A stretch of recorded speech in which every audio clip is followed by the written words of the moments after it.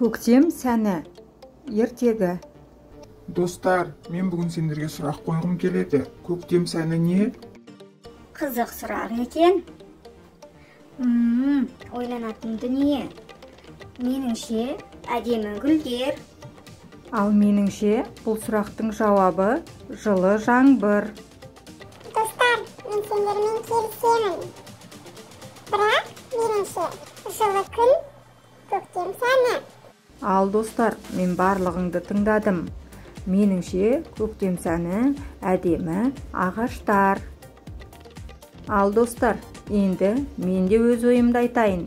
Меніңше, сылдырап аққан таза су көктем сәні.